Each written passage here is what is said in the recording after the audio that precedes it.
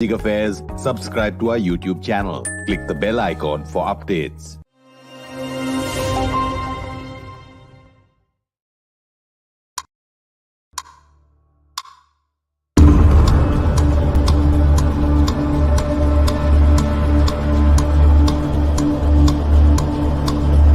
Tonight's withdrawal signifies both the end of the military component of the evacuation, but also the end of the nearly 20-year mission that began in Afghanistan shortly after September 11, 2001.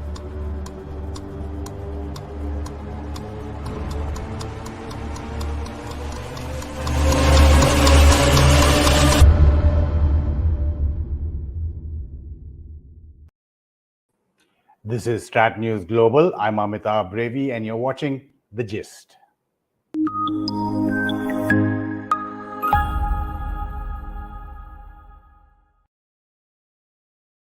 Welcome to all our viewers who are watching this live. We had to postpone this slightly because of some technical issues. And welcome to all those viewers who will watch this streaming later. I'm joined live from Tashkent in Uzbekistan by Farkhunda Naderi. She's a member of the High Council for National Reconciliation of Afghanistan. She's been an ex-Afghan member of parliament and also an ex-presidential advisor for UN affairs. Ms. Naderi, thank you so much for your time. Thank you for your invitation. There must be so many emotions that are going through yours and Afghan people's minds, you know, whether it's abandonment, fear, hope still. Just lead us through what's been happening to you in particular over these last 2 weeks. Well, as you correctly mentioned, there are so many emotions and maybe conflicting emotions. We can even say that. But frankly speaking, I've been trying my best to suppress my feelings. It doesn't mean that I suppress it, I don't talk about it at all. There's time to time that, you know, it just gets out of control maybe because the problem is no longer a problem. It's crisis on a national level that shocked, you know, even internationally, the whole world. But yes, certainly, I personally believe that among or amid all this hopelessness, feeling of betrayal, dismiss, abandonment, being misused.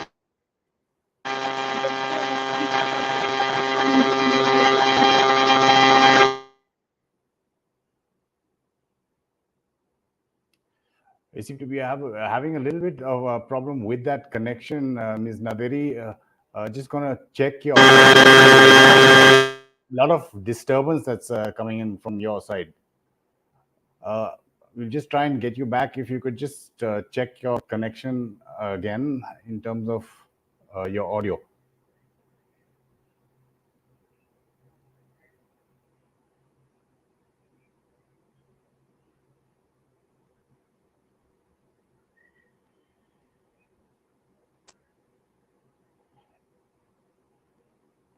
Yeah, if you could try it again.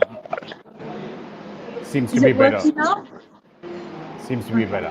Yeah, you were talking about this plethora of emotions that you're going through and all Afghans are going through in terms of abandonment, fear of the future, and still, of course, I would think hope as well. Yeah, that's what I was trying to say. But amid all these feelings, I think it is a time, it's a challenging time for all Afghans, that we have to really, you know, resurrect hope and try our best to, from this isolated, you know, individuals or islands that we became today, that we can get back to a united nation, meaning a unified nation, to resurrect our country. And among all these troubles and crises, we have to find opportunities for not only survival of Afghanistan, but for growth of Afghans. Because for 40 years, our country went through different forms of conflict and war. But this is the time that we have to really grab the opportunity in a way that we should ensure that all Afghans can get together, that unfinished peace process that ended with conflict can get um, into into this peace process and dialogue among Afghans.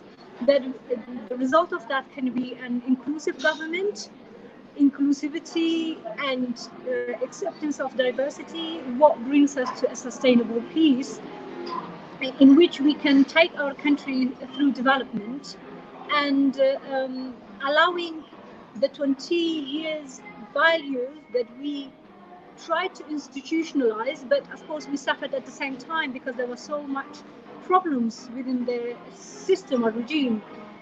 To mention one of the biggest one would be corruption. Now to use all those leverages to have institutions that can serve the people. You know, right now in Afghanistan, apart from what's happening in, that the world has been seeing the stage of Afghan airport, there are so many other parts of Afghanistan that needs attention. I'm keep mentioning about the internally displaced people, not only in Kabul but around different provinces, that they need immediate services and immediate attention. And I think this is first of all a responsibility for us, that we have to go beyond all those feeling that we had and the way we have been exhausted and shattered. But we have to understand that we have responsibility towards our nation and towards this. We have been saying 30 million, but now the most popular number is 38 million Afghans. So we have to really understand that we have obligation and responsibility towards our nation. It's not the time for us to moan and get trapped to our feeling the way we have been deceived by each other as well as by the world and those who called us to be their friends, and the way the whole thing has been exhibited from Afghan airport. It showed all those damaging part of this story, but we need to really think of the building and a positive side of that, because that's the only way that Afghanistan can survive and we can remain human being to get out of this revengeful feeling, because Afghanistan and Afghan people needs more justice than anyone can need it, because revenge cannot be the solution, justice can be. So this is the time that we have to pay attention to our responsibilities. But at the same time, we need our neighbors, our regional players, as well as the world leaders, as well as world community, who has been our partner so far, to understand that the whole story doesn't end.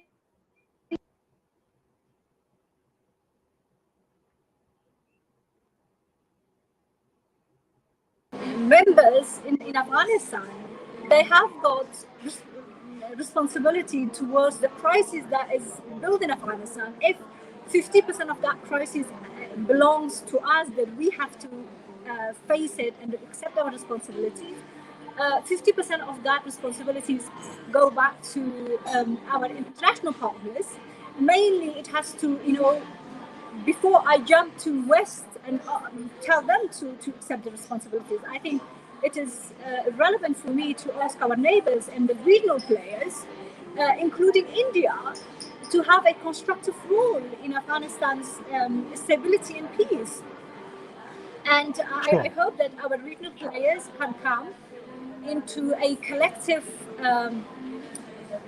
that they can build a collective efforts, leave their small competition aside, because when I talk about the big problem and challenge, it's no longer Afghanistan's challenge. It can go to any part of the world. Such a disastrous incident happening in a country, I think it kills the voice of everyone who stands and talk about the values and talking about serving the people and believing in humanity. So that's why I think this is the time that we can jointly feel responsible and do something about this crisis that we're facing now, that we should ensure that it's not going to get worse than this. Sure, we're seeing those pictures that we were showing for a relief camp in Kandahar, and this is at least 3 weeks back, so it must be much worse. You're saying that the world's attention is focused on the airport, and Afghanistan's much bigger than that. But what are the emotions that go through your mind when you see that picture of the general who's the last soldier who gets onto that American plane. There's a photograph of him. It takes you back to the Soviet general, and then even to the British general, if you go back centuries. What does it feel like when you see the pictures that are emerging from Afghanistan at the moment? Well, again, I don't get the feeling out of those pictures, but I want to remain a responsible human being or citizen of the world, because if I think that many who claim the word they didn't bring it in their practice, if I criticize them, I have to really challenge myself that I'm not going to become one of them, even though it doesn't mean I'm going to be a perfect human being and I don't have any mistakes or I'm not making any mistakes. But what I'm trying to say is that that kind of departure means it doesn't give a good image to not only to Afghans but to any part of the world.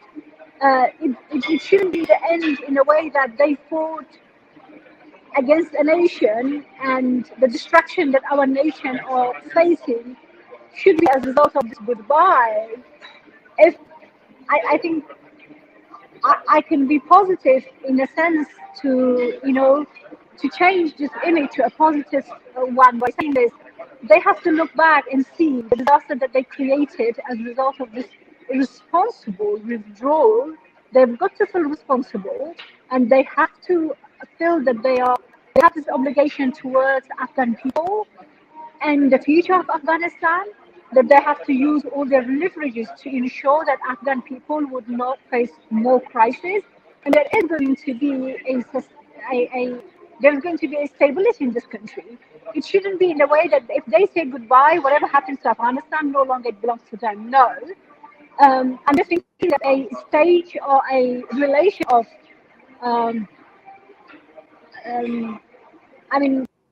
military and a phase of military relations, something that it has to end at some point. So we need. I'm sorry, I have problem with the. Yeah, sure. The if you is just okay? change your headphones. Now I think it's better. Yeah, it's better. I'm hoping that at this phase we are going to have a new chapter and relation with the world like any normal country. Because if you go to any country around the world, you can't find any sovereign country who will isolate themselves from the world. We have to be connected with the world, starting from our neighbors to the west, to any part of the world. Any country who is trying to make investment on the sustainability of Afghanistan's development, and meaning development after 20 years and reform, as well as preventing further crises, we are welcoming that. And I think West should be one of those groups who should feel more responsible than any other country who will come and join to do their international obligations, because they have been a part of this crisis and the challenges that we are facing today. As I mentioned before, I want to reiterate that and repeat it by saying that yes, 50% of the current situation might be the responsibility of Afghans, but another 50 is the world players. So this is the time that we have to feel responsible towards this 30 I will go with the new number, 38 million people. I want to make another point that if such a crisis happens in Afghanistan, it is the all privileged group, starting from political group to the social, to cultural, to all those people who use these opportunities. And I'm not saying that we didn't suffer, we all suffered, but we have to understand this 38 million, if you get out of that just 1 million to even get into an exaggerated number, get out of the country, 37 million must not suffer in feeling not being abandoned by the world, but also by Afghans who left the country. I think wherever we are, it's a part of our responsibility to work for the well-being of Afghanistan. We have got to avoid provocative language, especially when we get into secure places, and then putting other people into threat is not the responsibility that we are really, trying to fulfill it. So this is the time that Afghans should think about Afghanistan and Afghan people. And I think from this 20 years democratic regime, we all Afghans, especially the one who had better jobs, they took advantage of that. So what about those people in the faraway provinces who didn't get such a kind of opportunities? Without seeing the opportunities, they entered into another phase of crisis. We are responsible. That's why I'm trying to say we should avoid getting into our emotions. At the end of the day, everyone is responsible for the current situation in Afghanistan. So no one really should wear this victim faces around the world, because the real victims are the one who is inside Afghanistan and who don't even have a voice to even talk about what they're going through. So for that, I call upon all Afghans that they have to get active in a constructive manner for the betterment of the country. It doesn't mean we have to really cross out all the actions that we did in the country. I think the history will write everything that's been done in that country, and we have enough time to go back. Which responsibilities but explain are there? to This me. is the time that we have to concentrate for the well-being of Afghanistan. I understand the points you're making, but explain to me how is that going to be done now that the Taliban are back in power? I understand the fact that you're saying that there should not be pressure applied by provocative statements made by people who have got away from Afghanistan, which will put the rest of the people in a problem. But with those fears of what has happened in the past, how does Afghanistan and Afghans deal with the Taliban? I think now, since the Taliban, they have the control of most of the provinces of Afghanistan, especially the capital, Kabul. They have a huge responsibility on their shoulders to ensure that the country will not face further crisis, to ensure that the whole system and institutions are not going to collapse, to ensure that Afghans will not die from starvation, to ensure that there's going to be an inclusive government where different sectors of society can see themselves into that, because we are a very diverse country.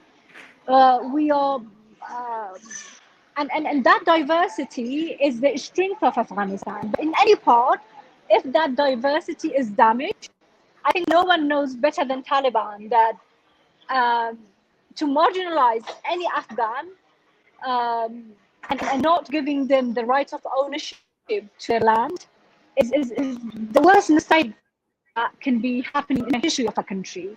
And that's why that is one of the reality we are facing, what we are facing today, because in Bonn conference, such a kind of big mistake or crisis happened that no one realized that was a crisis, that was a crisis. So this is the time that Taliban should grab this opportunity and concentrate on a sustainable peace to take this country out of this, perpetual conflict, to direct it towards peace process.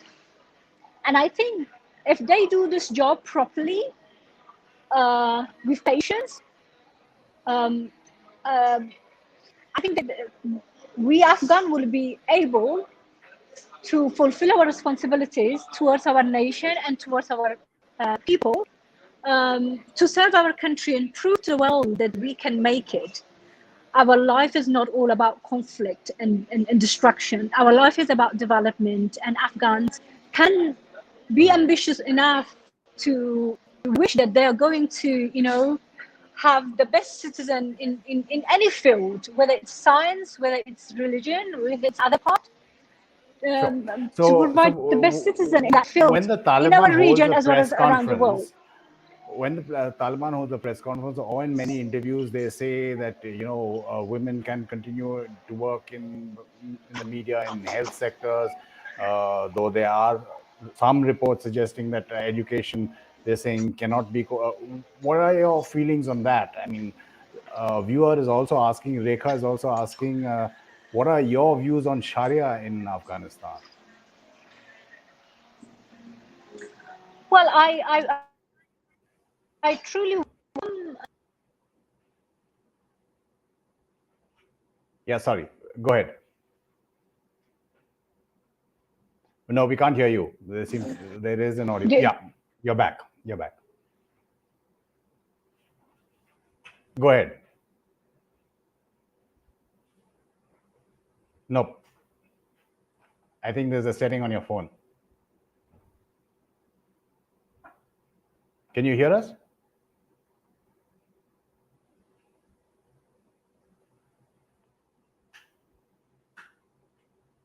Nope. Just, I think there's a problem with the connection with your headphones, Farkhunda. Just retrying that.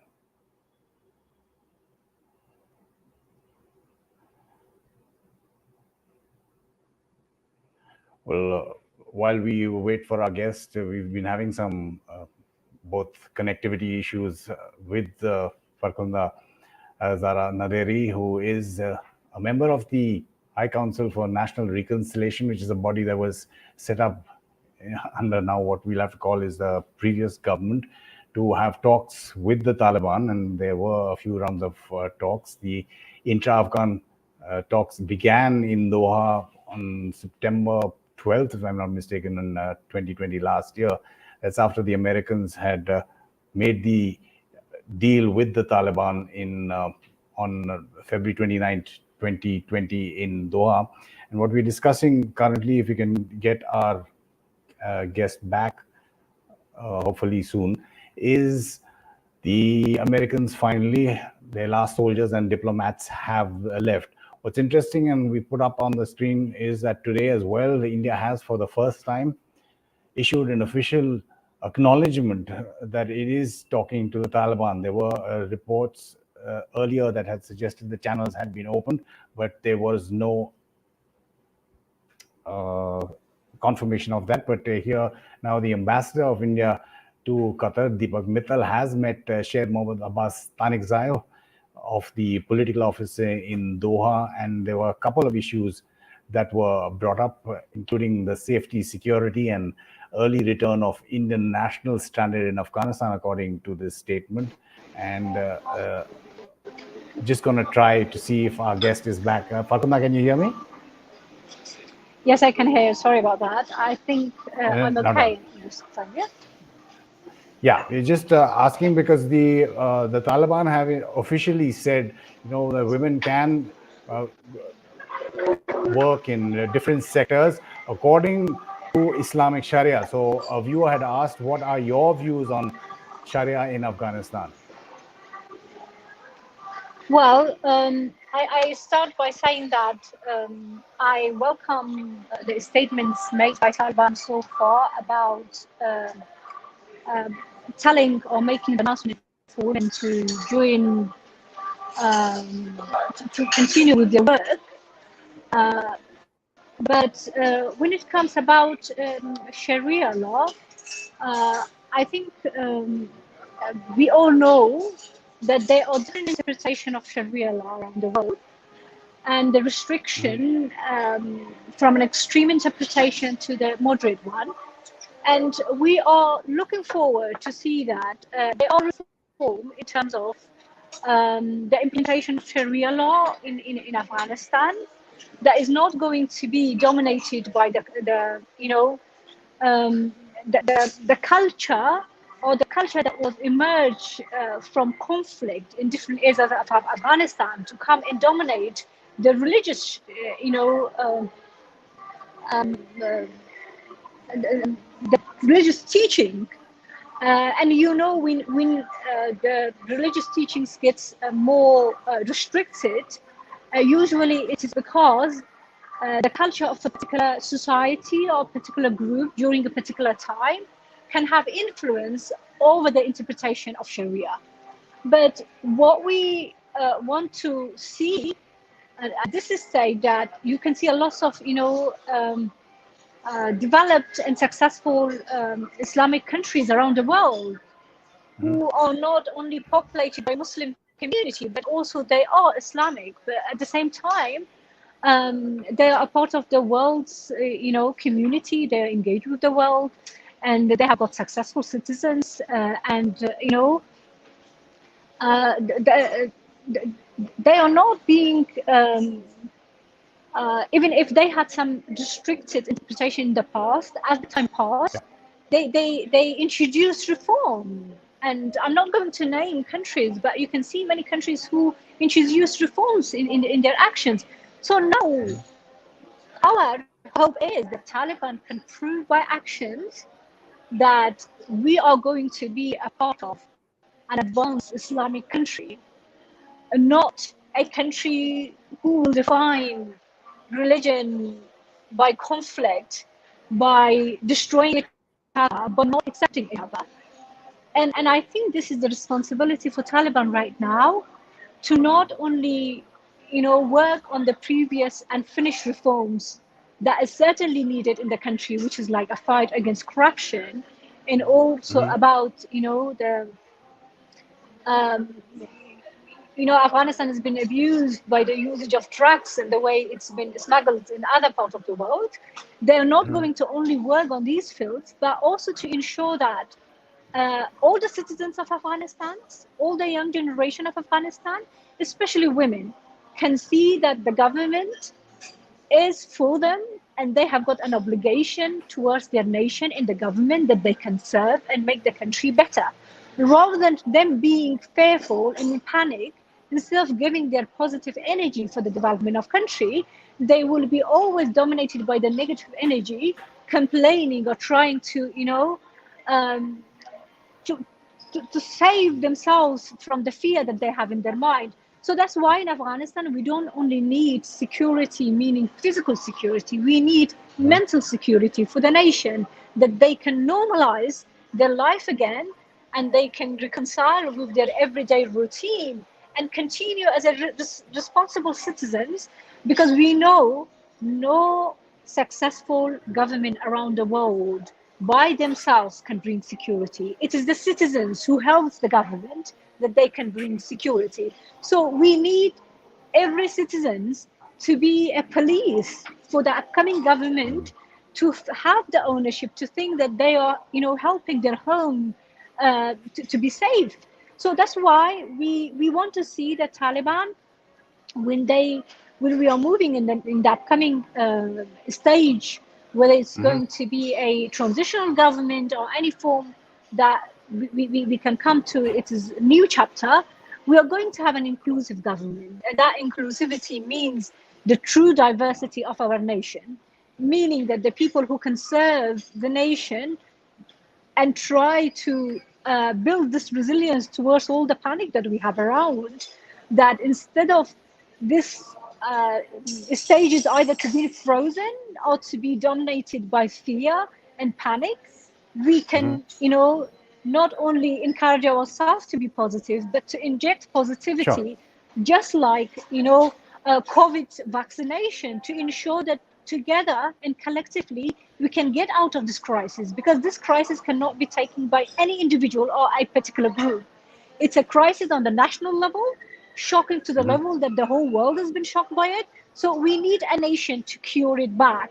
And if Taliban are going to move towards that path, they are going to be seeing a successful Afghanistan, the way they have been saying that they have been fighting against these international troops. But we don't have any longer any army and international troops inside the country. So the responsibility now is on the shoulder of all Afghans, especially Taliban. So now we have to show to the world that we can make it.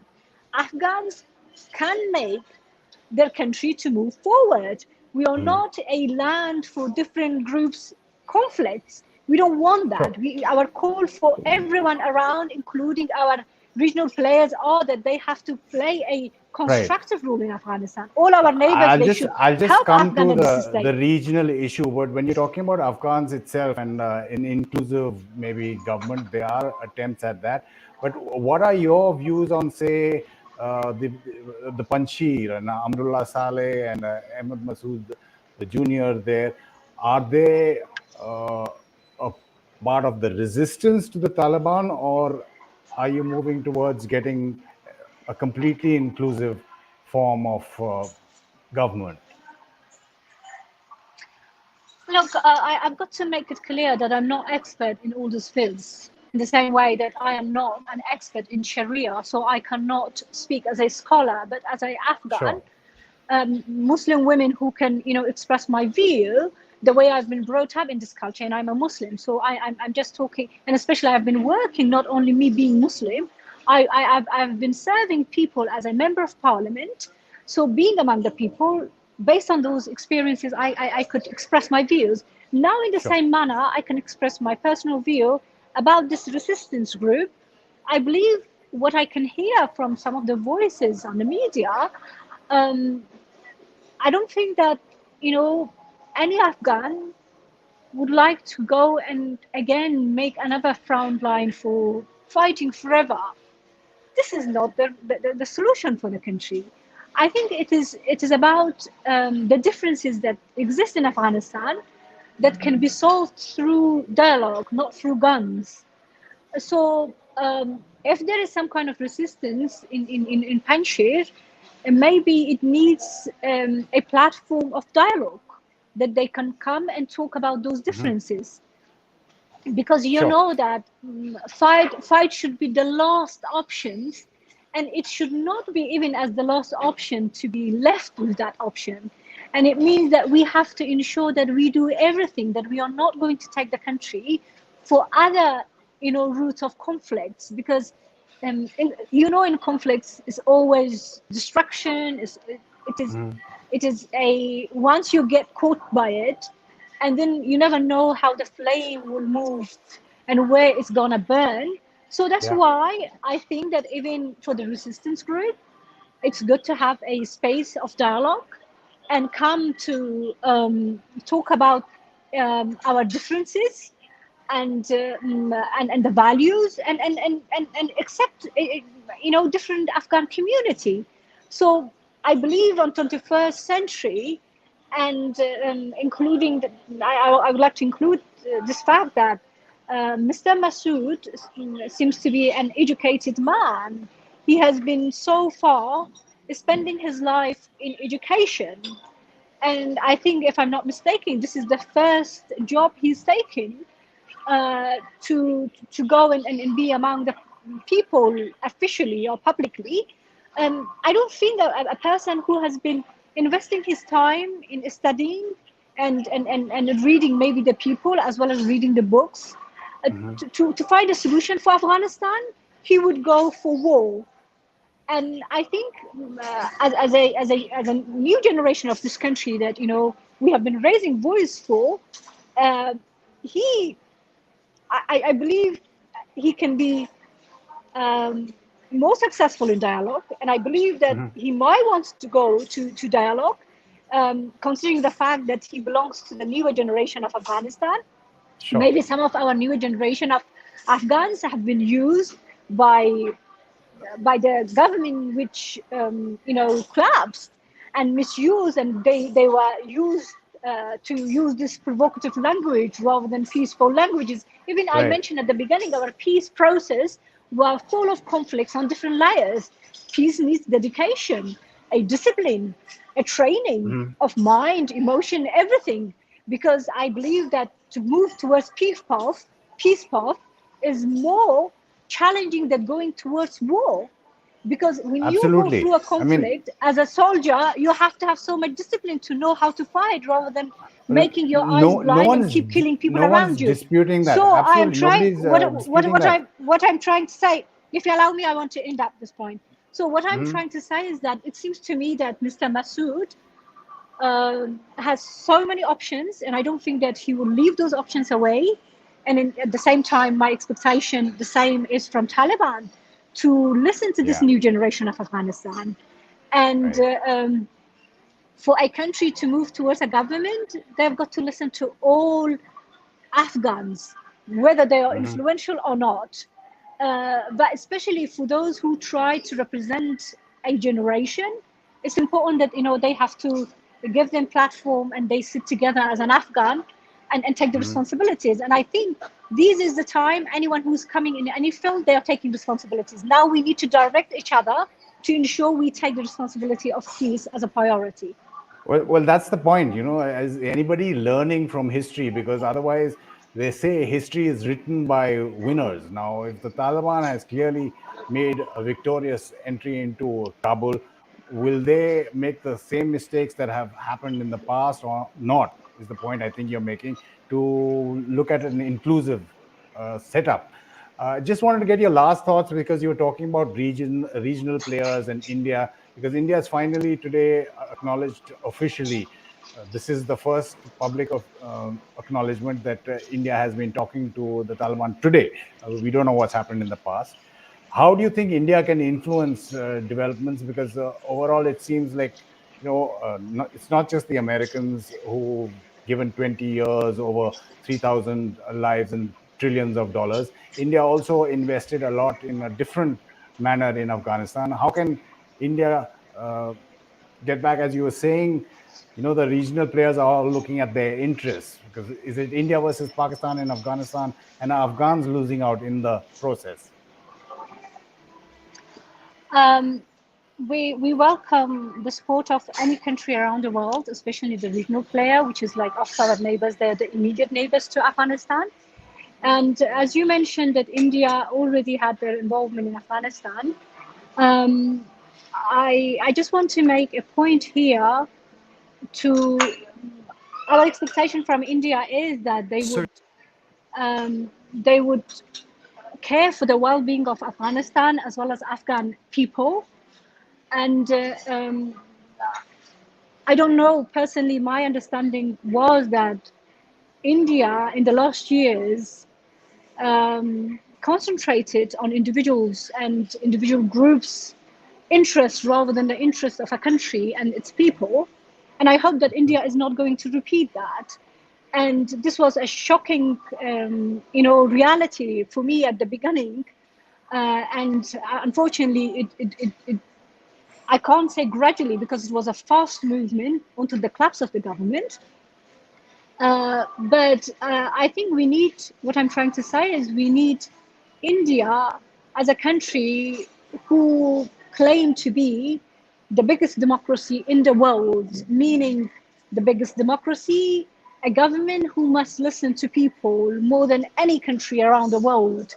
Because to have such a kind of population as India, it is a huge responsibility for the country to be successful in their work. So having that positive image of India as the biggest democracy in the world, meaning a country having the most responsibility of population in the world, by the values that they have to listen to people, not to rule people by only by power, but to listen to them, and based on listening to them to provide services. We hope that India would pay attention to the well-being of Afghanistan and Afghan people, and not going to repeat this short history of what they did until what they did to the collapse of our previous government. And we want to see India to play a constructive role like any other regional players for Afghanistan's betterment. And but India's only been doing that. I mean, the only criticism that has come India's way is either being too passive or having too much of soft power on display. We've only been working on development projects. We only have development projects in all 34 of the Afghan provinces. Unlike, say, another neighbor, Pakistan, we have not been trying to get into the power games there, right? Well, since I have been, for years, I criticized Pakistan for the activities they did towards Afghanistan, and regarded India as a democratic friend to Afghanistan for building institutions. I think I find it relevant to mention that, yes, what you mentioned, that's a generic description of India. But I, as an Afghan, I know and I've experienced that how India was switching its policy and working for the benefit of individuals rather than the kind of policies that we expected from India. I think India's action and words were not in the same line, and I know it myself as someone who has been in the politics, and I've seen India in the history of this relation as a country who has been a historic, friend to Afghanistan. I do Yep. understand that every country has the right to think about their interest, but I didn't expect that kind of aggressive relation from India, that we were always attaching that to Pakistan. So I think we have to be very clear and frank to each other, not for as a provocative, word, since you have been mentioning about such a kind of, description of India. I had to come to this point and say, no, that was the generic views or the general description of India. But India, in the last years, and especially in this 6 to 1 year or more than 1 year, that actually they were influencing, the processes, including the peace process. But it was not a constructive rule from India's side, even though our expectation was that India, for wanting stability in Afghanistan, they had to play a constructive role. But no, they win for individuals. When I talked about the layers of conflict in the peace process, that I'm not going to go to its detail, but unfortunately, different countries played, and to the country even that we didn't expect to play that kind of role, I think their role were aggressive, and India was one of them. But I hope that India, as a big country, one of the regional player, they can bring reform to what they did wrong in Afghanistan, that they are not going to repeat that.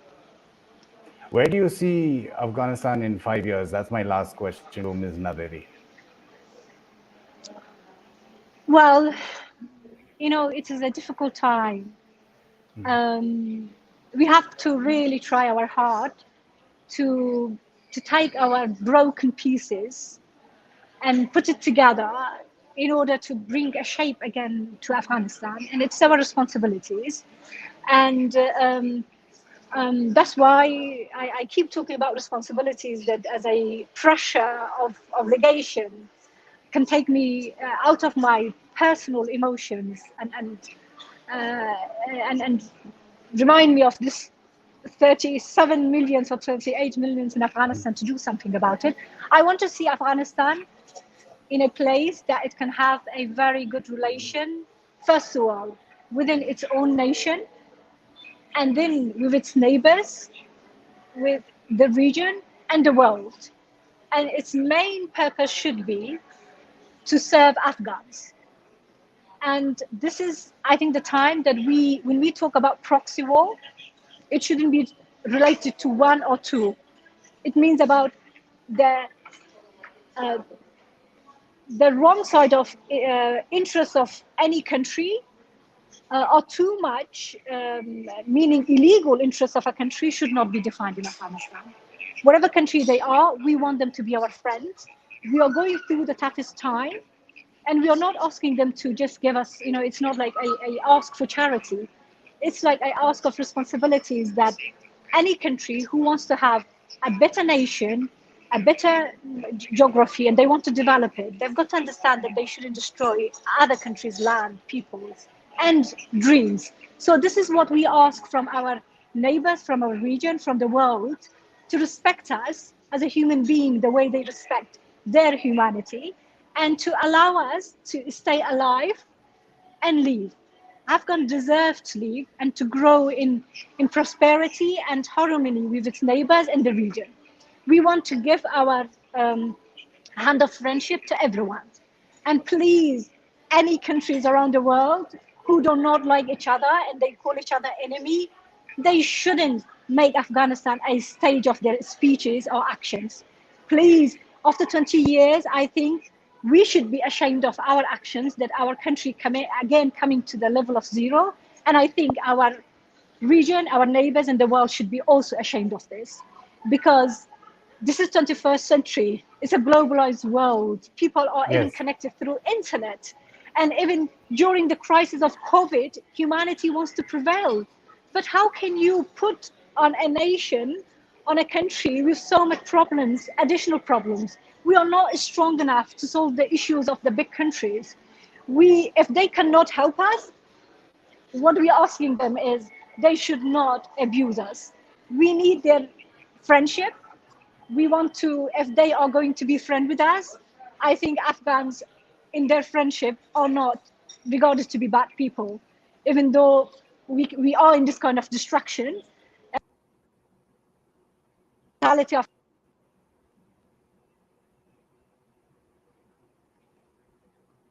Right. Right.